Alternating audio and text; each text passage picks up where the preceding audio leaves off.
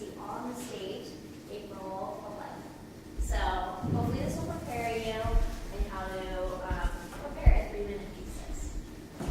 So first we'll start with, what is a 3MT? Okay, so a 3MT is going to basically help you improve your communication skills because you have to condense your research into a time period that's only 3 minutes, and it has to be accessible to a general audience. So it's not like you're talking to your colleague in your lab or to your advisor or even someone in a statue. The minute you start gesturing toward your slide or you start talking is when the timer begins. So any kind of motion that's beginning your presentation is when it starts. So you can't just say, wait, hold up, and then start. You have to flow through. If you start going, you have to keep going.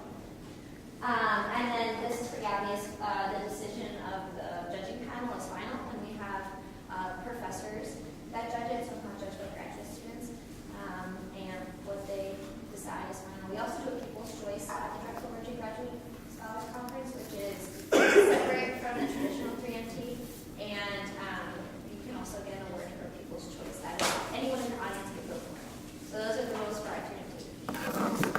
Yeah, and so it was happening at Drexel like several times, and I did it last year, and I just want to share my experience with you guys and like some tips that I would think will be helpful for that competition.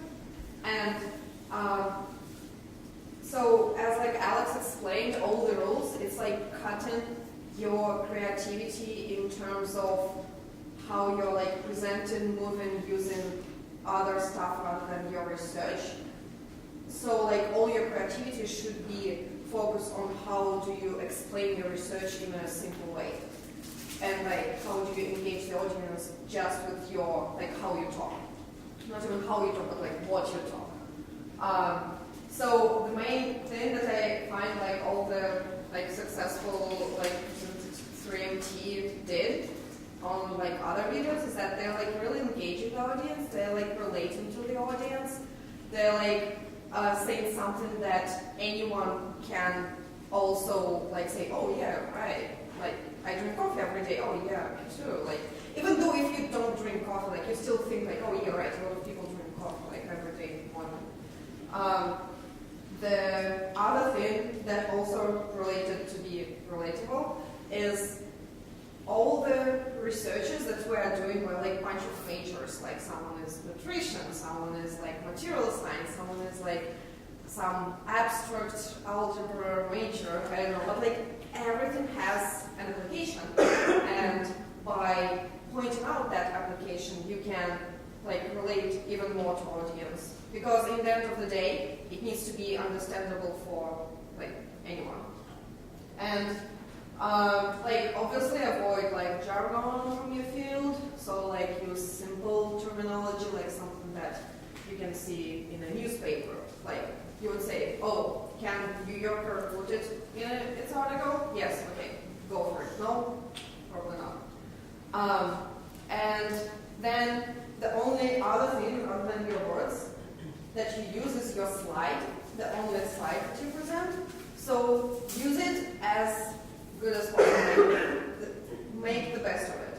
And when I say that, I mean don't overcrowd it, you know, because sometimes like when you try to put all the information out there, like you're just lost in it. And another thing, it's not, I like think that it's important that whenever you present something on the slide, if you don't talk about it, you don't read it.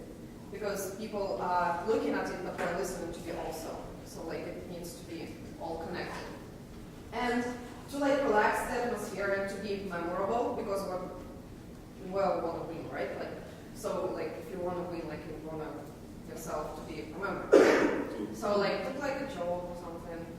So it's fun. And in the end of the day, we're all just having fun, and it's a great experience. You like become more confident in front of the audience. It's a different experience from all like you had before if you haven't like participated in it before. And just be yourself because you're amazing, you know. We're all amazing. So what we're gonna do next, the first, is the video from Australia, which, as Alex said, is the motherland of 3MT, and they will be talking about like 3 common mistakes of 3MT. So let's hear the experts. Is it the sound now?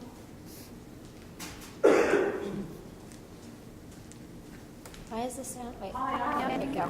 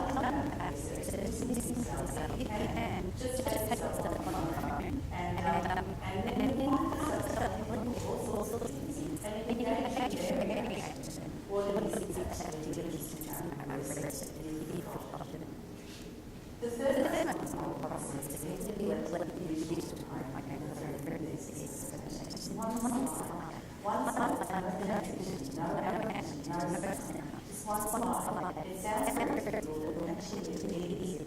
And I think once we get to the slide, slide really is an afterthought, and this is a mistake.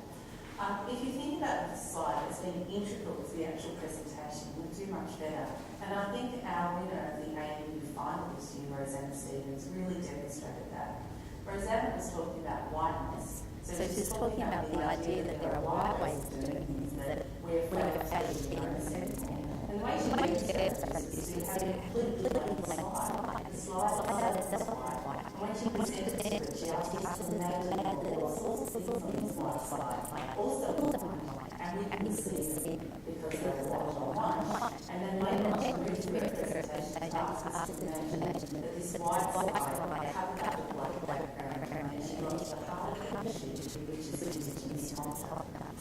So I thought Rosanna's presentation was really interesting. It's just one. Sorry, I thought it was a mistake. The slide deck had not actually been used properly. And of course, that immediately became more attention to her research. And she did very well all the competition on the impact this slide was really telling. So how can you mobilise these people? Well, a lot of us don't have the research and the research. So play it safe. Imagine there's a grid and line on don't cross over corners. Don't fade out on these simple fonts that move between each classes and they wonder what it looks like. We won't know what it looks like in the final presentation. And finally, if you can't do that, finally, how will it be impactful in the video shot? The biggest mistake. We all make mistakes. How do you get better? How would you know? I made a lot of mistakes. People practice what their research is. My own research was about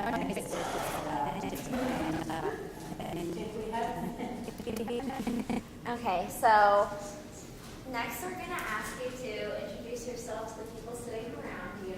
Tell them your name, what department you're from, and then we are challenging you to think of, in one sentence, what your impact is of your research, and then why the general population should care about your research. So make friends up from around, okay? You guys at the back, too. I see you. So we're already friends. It's okay if you're already friends, just like, maybe like 3 here, 3 there, 3 here.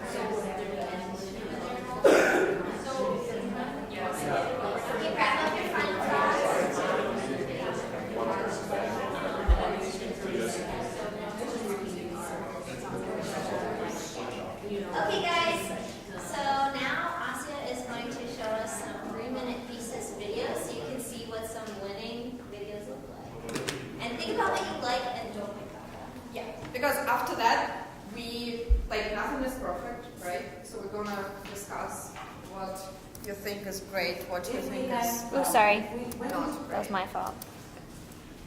Okay.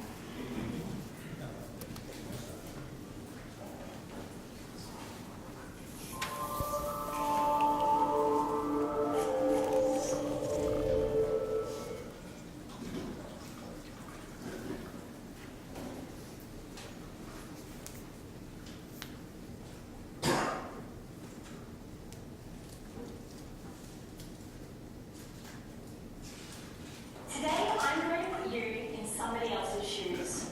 You are a pharmacist working in regional Australia. Your town has just been hit by a flood.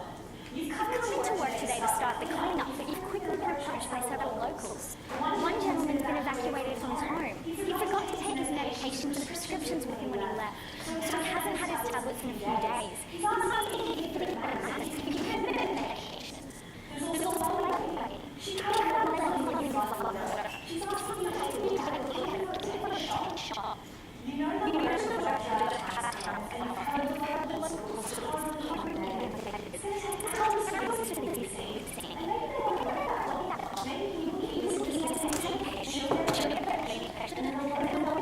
Maybe you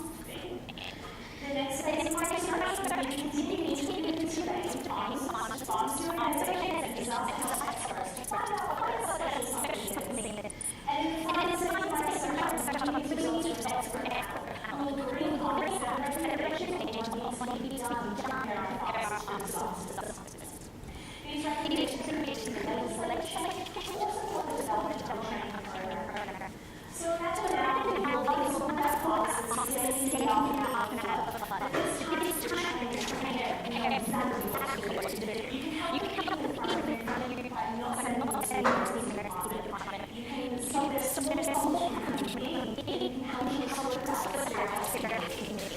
Thank you. Okay, so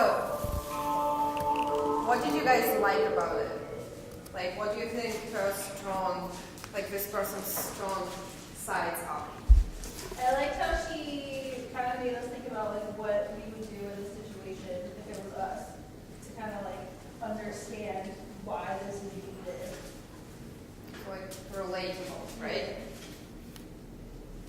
I love that she took the like storytelling approach instead Uh-huh. of just giving the dry X, Y, and Z. Yeah. Yeah, that was cool. It's like she like invented the story and it was, I mean, obviously not fun, but you know, a little bit. Her hand gestures and movements were pretty good. Yeah. Especially where she was split the story, well, towards the end, split the story towards three phases. She stood in one spot, said something, moved to another spot, said something. Yeah. And like she was overall excited, right? Like, She was concise, but in a real rush. So Yeah. they had a really good pace to it. yeah. Yeah, you could tell she really practiced the timing of each and like when to breathe, when to like leave a pause, and I agree. Yeah, it's like don't forget to breathe. Okay, what are some criticisms? What you think can be worked here? Somebody has to do it, so I'm just gonna say some bad things because I see myself in it. I do this when I'm talking, and I see her doing this, and so it's kind of like distracting to me a lot, like just like moving around the head movement. So- It's great to show that she has a lot of energy and passion in her project, but at the same time, it's a little distracting. So maybe if you do a hand movement or gesture, it should be purposeful, right? Not just like me aimlessly kind of going like you and this, and more like in this phase of my presentation. And then, so it's something purposeful. Yeah. Are we going to line a little bit more? Or That's a prop, no. Good question though. Yeah. Should I move to? Oh, yeah. I think it's also being too critical, but maybe she could have gotten to like her specific aim a little quicker. Like the story went on for a while before she got to like what she was proposing to do. But I still thought it was really good. Right. I mean, those are all winners, so we're gonna be super big here. I like it. Oop, there we go. Yeah, this one. Oh my god, I love this one. For those of you who think, wow, it's difficult to do.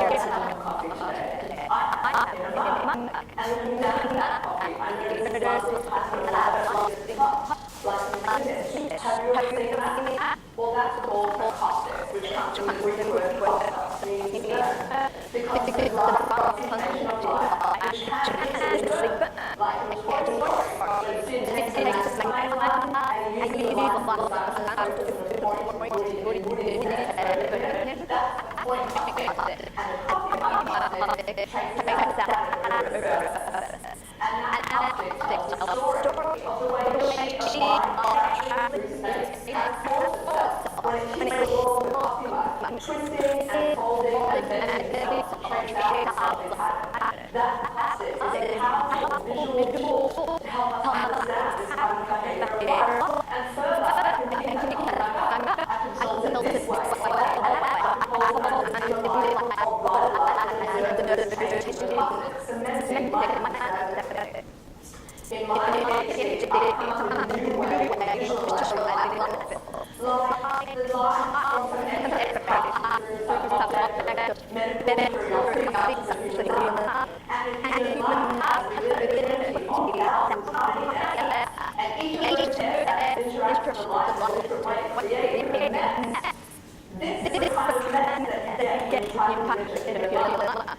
And this is the way I visualize it. I take that mess and multiply it with a copyright. I transform it. I use a sort of mathematical copyright or an abstract copyright, and I transform it. And I observe the way that structureless, featureless mess transforms itself. and folded and twisted, rearranging itself to become a highly structured delivered with context. And each of those concepts tells a story. Those concepts are directly related to happening in our physical life. Since up until now, were impossible to understand and certainly impossible to visualize. That using an image like this and concepts like this, I start to cement my understanding of this sort of complicated life. It's a powerful visual tool through which I can start to move forward with better understanding of these sorts of complicated life. Because in life, sometimes all we really need is a new way of looking at things. Thank you. So I also think the things that were popping up were things that were stationary on her screen, but we couldn't see the screen. So I don't think they were animations, FYI. But Yeah. So, yeah, what do you guys like on that one? ooh, tough critics. Okay, what you don't like? Oh, okay. It wasn't clear how, like, what the point was to go from the squiggly to the circly. Mm-hmm. Like, is that the same thing? Are we seeing it better Yeah. because we're doing this? So she's working on image processing. So she's trying to explain like how from like random dots go to something more So organized. the squiggly one isn't what it actually looks like, and this one makes it better. So I think that you're bringing up a good point where it was unclear what image she was gesturing to and where it related to what she was talking about. So I think we want to make sure, like Mark was saying, that we want to make sure that all of our gestures are intentional to help clarify the story. I think it was also not exactly clear where her research fit in with like the bigger picture of everything, because like I know, because I know people that are working on that type of stuff, that they're doing that to actually image the long in real time as it does things. So, but I just think just including a little bit of that bigger picture, like what do we hope to be able to do with this? Right. Or even staying consistent in the story, because she brought up a couple of applications, but she didn't really go in depth into them, so you kind of miss them. You know, she was like, oh, you can image a leg, or oh, you can, look at some other, light through a lens. So maybe just making sure your story makes sense to people outside your field. Should we watch another one? Yeah. Sweet.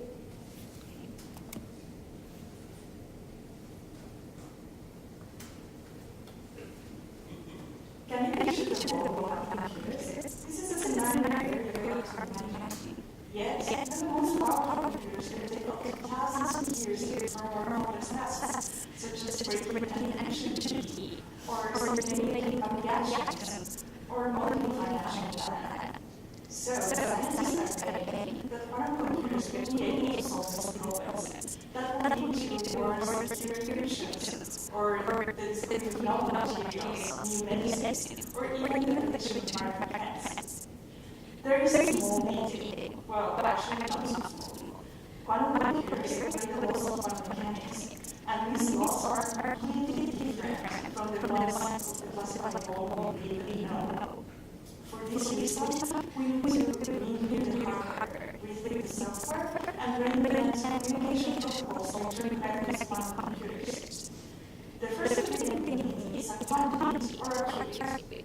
In contrast to classical bits that only take a value of 0 or 1, a qubit can take any possible combination of 0 and 1 at the same time.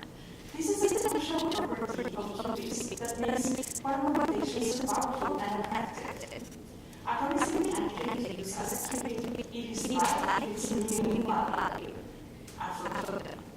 Photons are the qubits because they can travel long distances and they will interact. But it is really hard to isolate just one photon. And this is one of the applications in my research. I invite you to take a look at my lab.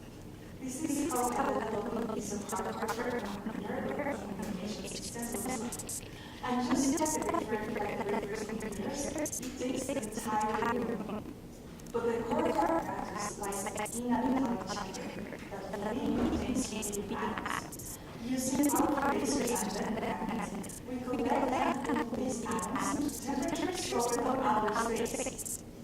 By shining a very weak laser light and manipulating the interactions, we can make photons lasers bond each other like molecules, or we can make them mirror each other as one molecule becomes active on another. This is remarkable because by using applications, we can change the photon's own nature and make them interact in different ways. This means we're able to isolate single photons using activities to perform the basic logic in our computer, or we can send sensors from information from one place to another.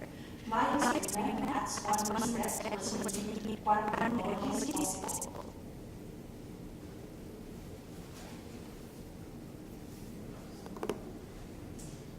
So any likes? Okay, yeah, so do you want to elaborate, maybe, or? Her energy is good. Yeah. Everybody else was like a little intense. Yeah, she was very light, but still calm and collected.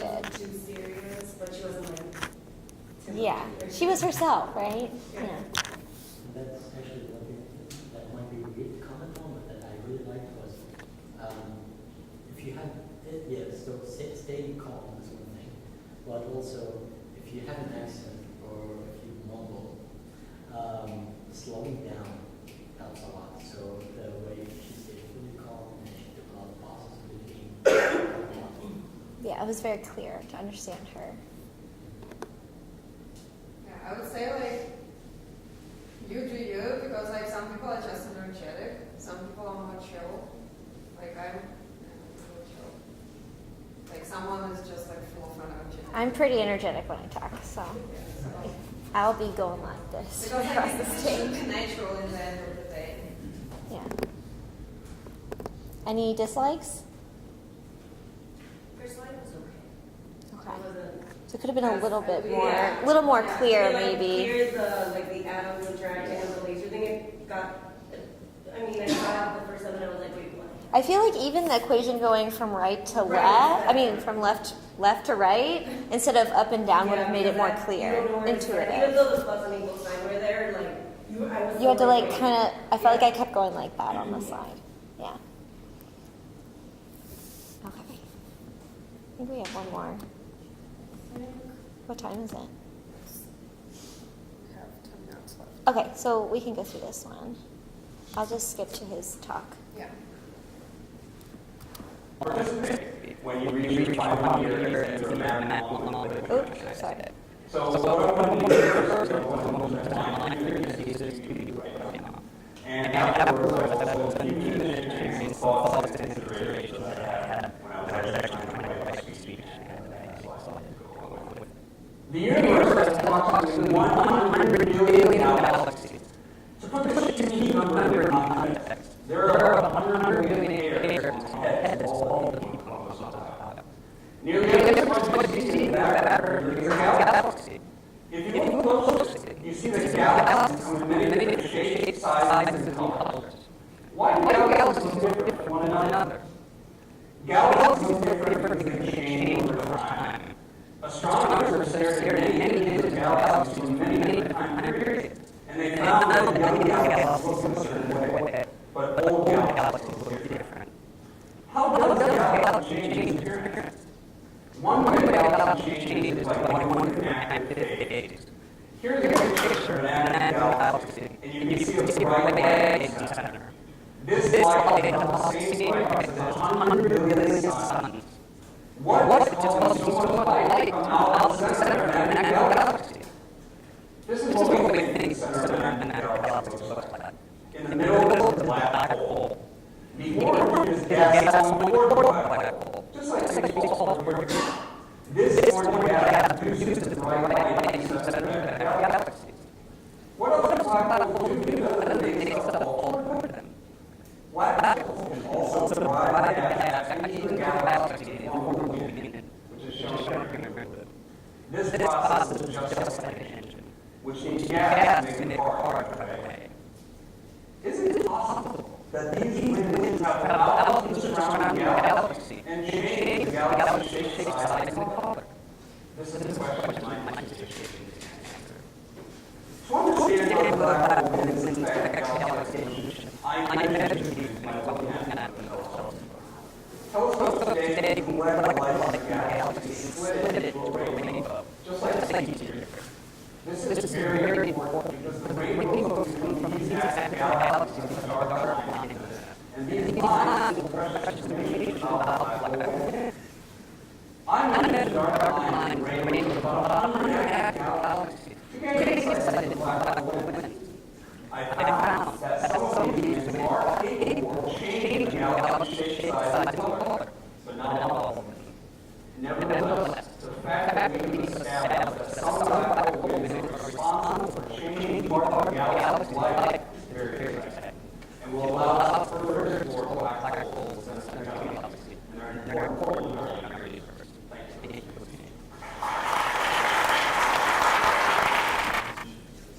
So yeah, that's another example of like some of the fields that like you might think it's like hard to relate, you know, because like if you do something like about medicine, you know, we all get sick, right? So it's like you might think it's easy to explain, but what I'm trying to say, like I need to explain it in an easy way. Yeah. So any likes or dislikes, comments, criticism? Yeah, Kelly? The slide was very easy to follow. I will say, yeah, I like the use of the dotted line, zoom in, dotted line, this is what I'm explaining next, and how it flowed kind of in a linear pattern, made it very easy. I have one. I like how he related a lot of different things to things we know, because it's a very abstract for a lot of people. Like, I don't know a lot about astrophysics and astronomy, but he said, oh, there's like 180 billion of, you know, these type out there, and like that's equivalent to like the number of hairs on your head. Or it's like how gas fuels an engine is fueling this black hole gravitational pull, you know. So I liked how he made it to things that were tangible, right? So you can think about that in your research. Like, is there an analogy I can make here that will relate to everyone in the audience? There probably is one that you could fit in somewhere. So I think that's all we have for today. And the very last thing, as you might notice during like this, like 4 or 3 talks, like everyone in the end said, and in my research, I did. So I think that's a cool way to like sort of wrap it up. Like not the last sentence, but like start to wrap it up. So yeah. And just from the experience, I think 3 minutes is the like hardest time to talk, because it's not like something you can come up with all of a sudden, but it's too short for like spiel about your research, you know? So it's tough, but it's a lot of fun. Yeah, so some general tips, and you know, make sure you practice and you know, recite it over and over again. Actually, for me personally, I can't memorize something, so as long as I know the flow of what I want to talk about, like if I made my schematic from left to right and I just know I need to hit all of those points, that's good for me, because if I memorize something and I forget a word, I'll fumble, right? And then I'm like, oh my gosh, I forgot something. So like use a technique that works for you. You know, if you need the schematics to help you remember what to say, that's great. Or if you are someone who can just memorize something, that's amazing. I wish I could do that. You know, just make sure you practice it a lot. Also practice it with people who, like I liked in the first video where she was like, go to the pub and see if you can explain your research to someone in there. Or I always make the analogy, and Asi made it too, could someone who's reading the New Yorker understand what you're saying? Right? So kind of like a general audience who's interested in research as a broad entity. Okay? And just have fun. Yeah, have fun. So just to remind you for the dates, so on the February 4th is when the abstracts are due for oral and for poster presentations. During that application, you can also select to also do 3MT in case, you know, if you want the option to do oral and see if you get that. It'll just depend on who applies in terms of like how many we get in each category to match. But the 3MT specific deadline is the 11th. And one more thing. when you all apply and you're selected, we'll do like one-on-one workshops. So if you want to meet with us, we can like read through your script and work through it together and like talk about the story. Sometimes it's helpful to talk to someone. Yeah, we'll have definitely a lot of workshops to help you get ready. So don't worry, you're not like flying in blind. So. And I would encourage to go to those workshops because I did, and it actually like a lot of my like fun ideas. Mine. I also want to say ASIA won People's Choice last year, which is a really big deal. So don't forget that is prize money on the line. So hopefully that encourages you to do it too. But also, just do it to do it, right? Like in the first video, she said, you know, you want to try, put yourself out there to see how it goes. It's a good exercise that we should also always practice. And it's 100% shots you don't take.